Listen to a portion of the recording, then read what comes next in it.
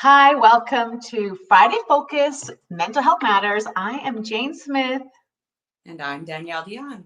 And we are really excited to be here today. I love this topic. We are talking about the power of kindness today and why it's so important for our mental health. So, yeah, it's a great subject. And such a great subject, Jane. And honestly, I'm super excited to talk about this. And I think I just discovered something to focus on for a long while.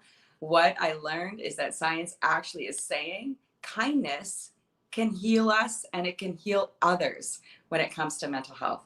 So this conversation today is more than just being kind. It's actually how can we get better and how can we make the world better? So it's exciting.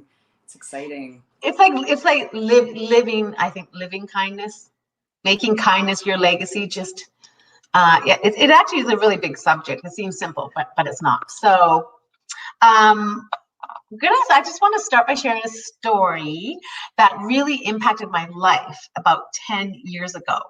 And I have always remembered it. It completely changed me. It's a little bit hard to share because I feel like I didn't handle something well. So it's about what you don't know that you don't know about people and about what they're going through. So when we're out in the world and we come across people and sometimes they can be angry or act a certain way, it's about not taking it personally and just being kind. And so I worked in a natural health clinic and for years, and I was always the one that the girls would be like, oh, this person's a little grumpy, Jane, you deal with him. And I would be able to connect and always find out their pain. One day a man came in, he was late 70s, and he came in for a treatment, and he rubbed me the wrong way. He came in, he was grumpy, he was not nice. He said something to me that I remember I took like, what is his problem? And I also was not having a great day. I was tired. I wasn't on my best. I just wasn't in the best frame of mind, I guess. And I didn't like him. I decided I didn't like him because he was angry. And so I said to my girlfriend, can you do his treatment? It was a foot bath thing. And she said, sure. So, she set it up. And I said, I'm sorry, but I don't want to clean his feet after this. Can you do it? I just don't like him. And she's like, that is not like you. And I was like, I'm just tired. I can't deal with a grumpy person today. And so then when the beeper went off, she was on the phone and I looked at her like, you have to clean his feet. I don't want to. And she's like, yeah, I'm on the phone. So I went back there, cleaned his feet from this ion cleanse. And then when he came, I was very, what is the word? Very hurt or just got the job done. Yeah. I just got the job done. He didn't give him anything. So then he came to pay. And my friend said to me, it's not like you. And I was like, okay, fine. I will make an effort. But I was not happy about it. So this man came up to pay. And I was like, oh, how was your treatment? And he's like, it was good. And I said, what is your name? And he told me his name. And I said, is your son Trevor? He comes here. And he goes, yeah. And so I had a little connection right there. And I said, oh, you're a grandpa then. You have two grandsons. And he said, yeah. And I said, oh, they're so nice. Your grandsons are so cute. And I said, I have a new grandson. And I showed him a picture. So I was making a little connection. And at this point, it was fake because I was just trying to be nice. And then he still was angry and sad and whatever. And so I said, so what brought you in today? And he goes, I'm going to try and say so kind, Danielle. He looked at me, he said, I've been going through a really bad time. And my son told me to come into this clinic because you girls are so loving and compassionate. And I know that you'll really like them. They'll help you. That's what his son told him.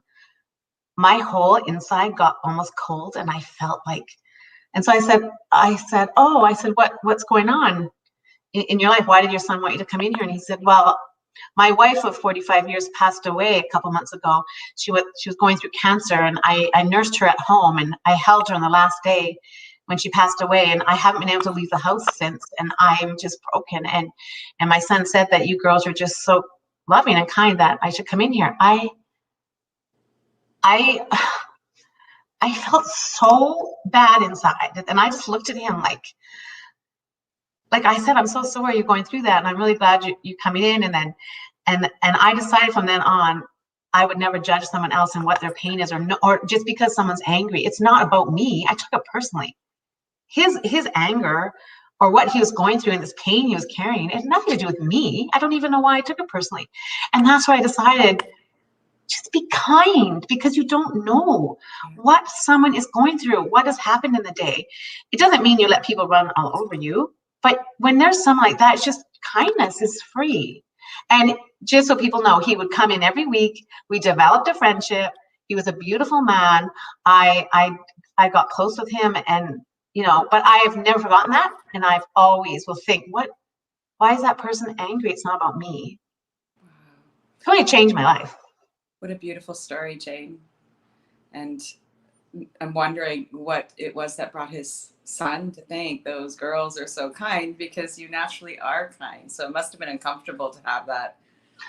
I knew his son well, and we were great. The reason people came into that clinic was because we were so loving, and it was a loving atmosphere. I was tired that day, and I just didn't.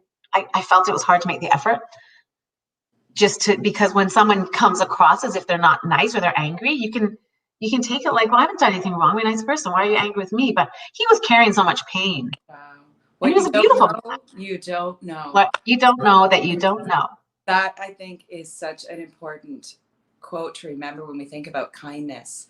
We don't know what people's lives are like. We don't know, sometimes we can have conversations where you don't know, you've never been through that, and oftentimes it's the people that are speaking up we just have no idea what people's lives have been through. And just because somebody's, might look like something, or, we have bias, we bring all kinds of stories and programming into, what people come at us with. And so we just don't know.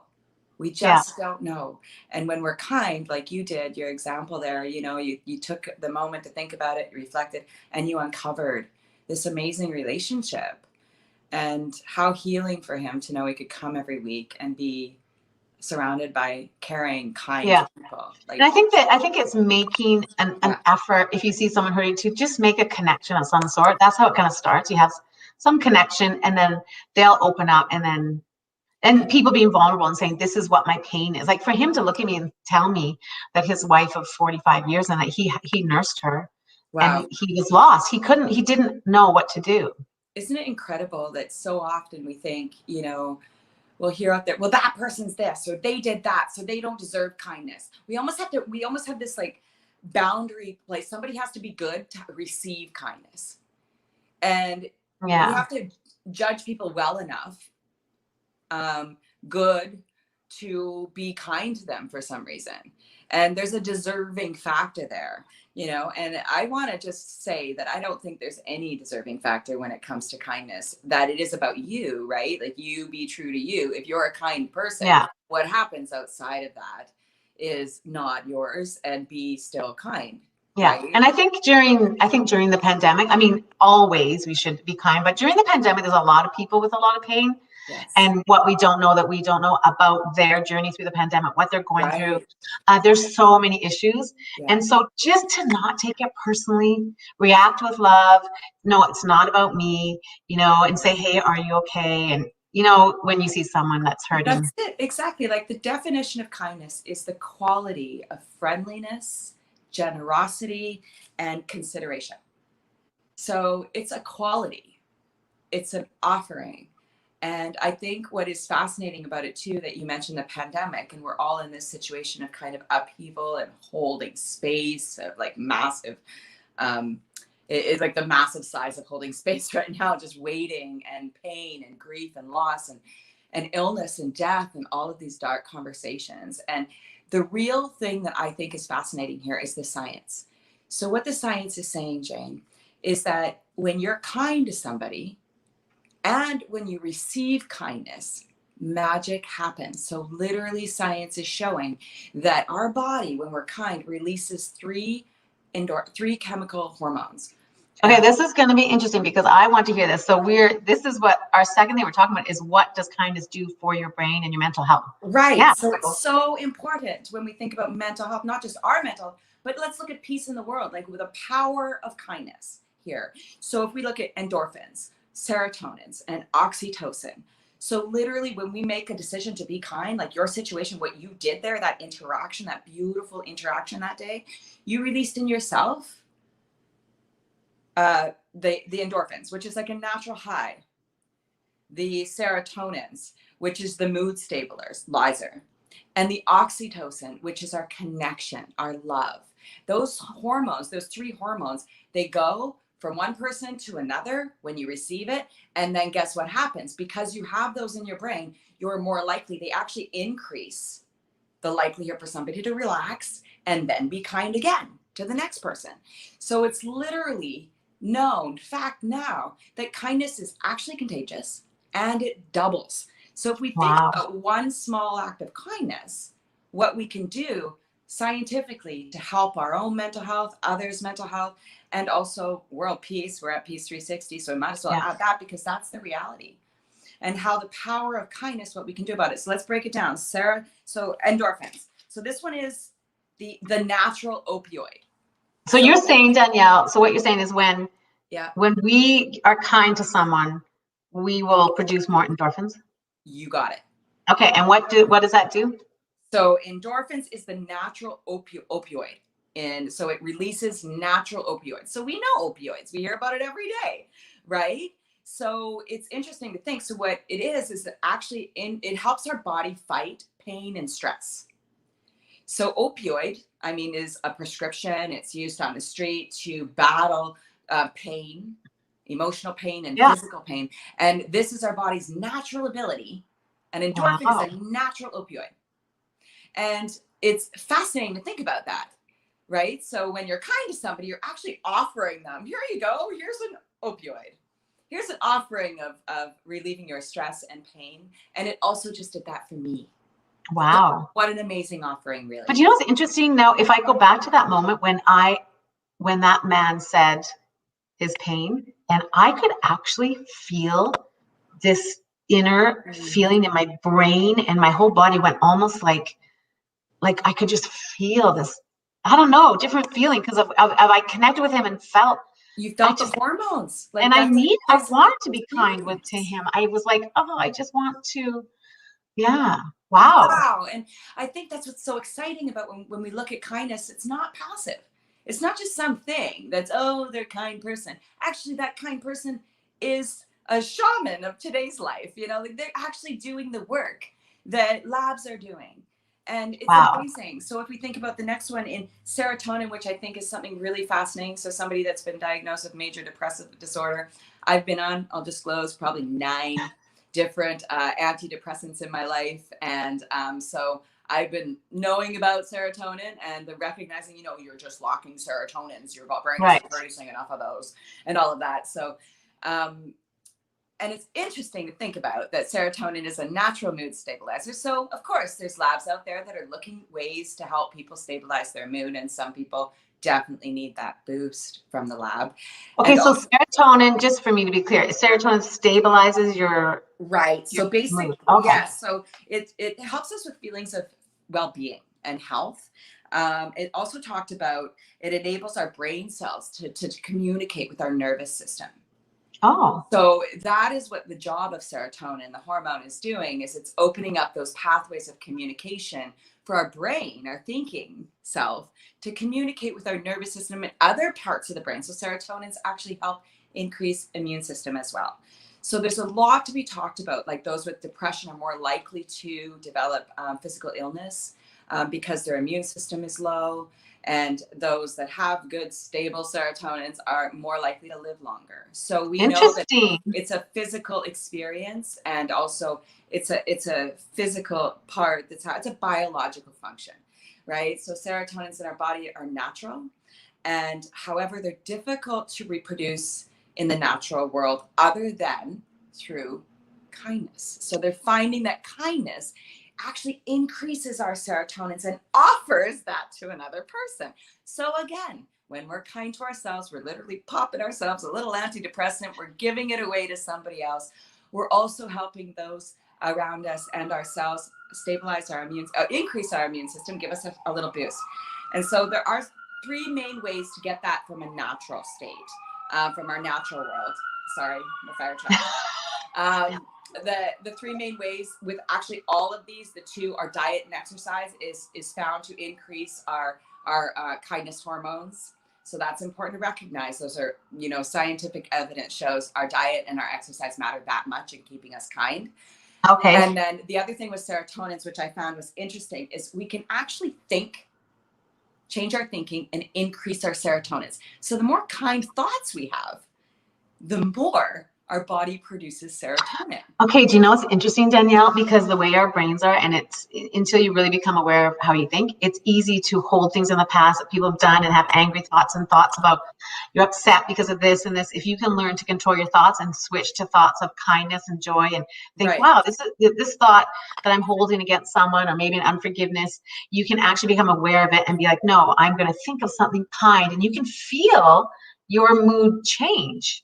It's so powerful. So what's the third one? Well, right. And it's so powerful to think about. So the third one must be, I think it's my favorite. I was first introduced to oxytocin, actually, I think when I was having a baby. So Oxytocin? I just Okay. remember something about that, but I didn't go too far into that. But I keep thinking about a baby. So I think oxytocin is something that induces labor. But also oxytocin is known as the love hormone. So this is when we talked a few weeks ago with your amazing guest who was looking at the connection. Yes, my niece Sarah, right? She talked about connection. Well, actually, her research shows that when we connect, so this is the love hormone, the connection hormone, increases oxytocins. And oxytocins also are super fascinating because they increase trust behavior. Oh. They increase our ability to interpret our mental state. So when we're low on oxytocin and love in our life, when we're low on connection, it's really difficult to interpret how our mental state is doing, to look at how we're actually thinking and feeling. And I think that's pretty powerful, because if we recognize that, if somebody's low on oxytocin, we might see them in situations that are really easy to judge, right? Somebody without a home, maybe has some addiction going on, really living in But think about the man that I saw. He would have had a wife of 45 years. She's all of a sudden, she's gone for 3 months. His oxytocin would have been low. He's not getting love. He's not getting, she's not. Right? Wow. And what you offered him that day was a connection. You offered him an opportunity to develop natural opioids to relieve his stress and his pain. You offered him an ability to stabilize his mood a little bit, like his son suggested. Go somewhere where there's kind people. Yeah. What a wise person. The oxytocin is interesting too, because we can actually get it naturally a little bit more easily. So by being kind, for sure, and receiving kindness, but through love, through connection. And also fascinating, there's a lot of research that's showing oxytocin can be found in the sun. So we all know how happy we are at the beach. Get out in nature. There's a reason why. And so yes, the outdoors, being in the sun, being kind to others. And I thought it was Danielle, would it be the same if someone's lonely or is living alone to having an animal? Getting the love from a dog or a cat? Absolutely, I would imagine so, because, and also caring for an animal, you're kind there, right? So you're giving that away, you must be receiving it back. I didn't see any research that showed about how the kindness hormones are received from pets to back, but I bet when we talk about pets in the upcoming episode, we're going to really look deeper at that. So if we can think about how the power of kindness isn't something that's just on the surface. It is actually proven that when we are kind to ourselves and we offer it to other people, it spreads. And we are spreading hormones and chemicals amongst each other. No virus. This is the good stuff. Yeah. And this is the stuff that can actually heal. And I was super excited and really inspired, to look into this week. And at first I thought, Jane, kindness. Oh, what do we, be kind. Right? Of course. Be kind, of course. Now I'm like, actually, I think this is a responsibility we have.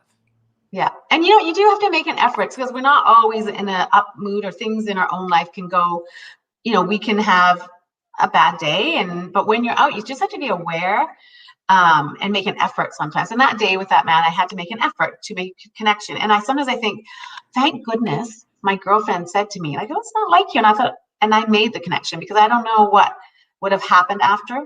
But now we were going to end with talking about like when should we be kind and who should we be kind to. And when I find this really powerful too, because when you need to be kind to everyone. It sounds simple, but if you feel like you are a kind person, if you're like, yeah, I'm a kind person, then you need to be kind without judgment. You can't say, well, I'm kind to my friends and I'm kind to my family, I'm kind to my pets, I'm kind to people that are nice to me, but anyone that crosses me, I'm not, why would I be kind? No, if you're a kind person, if it's in you, then be kind to everyone always, like live it. We need There's no judgment. There's no judgment on race, on how much money someone has, what area they live in, what they look like, and someone that is angry or upset needs your kindness more. So it's everywhere and always need to be kind to everyone. Absolutely, Jane. And if we want a better world for our kids and our grandkids out there, then we have a responsibility to recognize those that are low and to bring and heighten everybody that we can around us. And also, if we're concerned about our own mental wellness, then we have a responsibility for ourselves to practice kindness and to offer it to others. And it's medicine. And I really like what you said too about judgment, right? There's an amazing book out there by the Arbinger Institute, the Anatomy of Peace. And it is a book that moved me and something, I hold dear, and my daughter and I often talk about it and refer back to it because she read it too. And it seemed to have a huge impact on her. It's a conversation that's ongoing. And in that book, they talked about how we often look or judge at people and we respond and react to them and say, we see somebody, that person, they don't deserve my kindness or whatever. And what that does is actually we're having a judgment on our own feeling there. Right? Like we're judging that we actually, we have the right to judge somebody. So we're actually taking kindness away from ourselves. We're not being true to our own heart center. Our heart of peace deserves to be nurtured. And it actually is incredibly powerful to think that it doesn't really matter what situation is around us. We can hold space for our kindness. And I think that, the more that people take the responsibility of being kind, that it's pretty incredible to think of the power of kindness. And I really like these movements, the Random Acts of Kindness. And it was some websites that I came through was randomactsofkindness.com, the Berkeley Center for Greater Good. There is a lot of really good work that's being done to show how the power of our relationships and how we treat ourselves and others is really the best medicine of all. Yeah. And I think it is a practice because if you can create, just like being grateful, it's a practice. If you can create a habit of being kind so that when you're out in the world, you just go with kindness and you think, be kind, do something kind for this person. Or the random acts of kindness are amazing because when you give and someone doesn't expect it, and giving kindness with no attachment to anything, just because, like, you don't do it to get something back, you do it, it makes you feel so good. And that's a good thing, right? It's medicine. Like, if you're feeling down, think of something kind you can do. You know what comes up to me all the time? I don't know if you remember this or if it's still happening out there, but do you remember a few years ago they had that Tim Hortons, was it going through the drive-thru and paying? Oh yeah, I do that sometimes. Hey, I love doing that still. Do you? Oh, yeah, amazing. It's fun to do it. It's happened to me before, and I've done it too, where I pulled up and ordered a big order, and then at Starbucks, and they're like, "Oh, the person before you," and I'm like, "Wow!" I know, I like that too. Mm-hmm. And I think, you know what? Have you watched? There's a show, and everyone should watch this. I don't know if you watched it, Danielle, but on Netflix is this show called The Kindness Diaries. Have you watched that? No. Oh my goodness. I'm going to just quickly tell everyone should watch The Kindness Diaries. They're 20-minute episodes. There's 2 seasons. And it's about a man. I think he starts in New York. He left a really big career and he decided to travel the world on the kindness of strangers. I've seen something about that. He starts off with it's like a motorbike with a side thing to it. And his first act of kindness he needs is to get gas. So he's at the gas pump asking people. He travels the world with no money, just on kindness.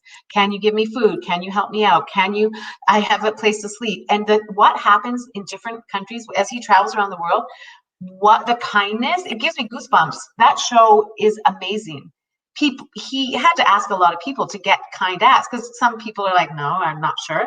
But the people that said, sure, come and stay at my house, or people that had no money said, my family will sleep on the floor, you can have our bed. Like in India, this family, like what people did for him. If you want to get the feeling of kindness in you, watch that show. All right. I think Anyway, that's a great weekend thing to do. Well, yeah, it is definitely a topic that I'm glad that we covered this week, Jane. And I me too. encourage everybody to just do more kindness, not just one. I mean, really, let's make it a thing that this is who we are. And Yeah, we're just make kindness your legacy. Make kindness your legacy. Yeah. Okay. Thank you, Thanks Jane. everyone for watching. Thanks, Danielle. And next week, we're going to spend 2 weeks actually taking a deeper dive into a little bit of a darker topic. We're going to talk about depression for 2 weeks. And I hope that people will make a comment about that and tell us what their thoughts around that are. And also join us. 2 weeks of depression coming up. It's important to talk about. It is important depression, to talk about. for sure. Yeah. Yeah. And feel free to share these videos. If you feel people need more kindness or need to hear this, share it. And then you can check out the blog at Peace 360 next week, because they will be doing a blog on kindness too. So, okay. Thank you. Thanks for watching. Bye. Bye.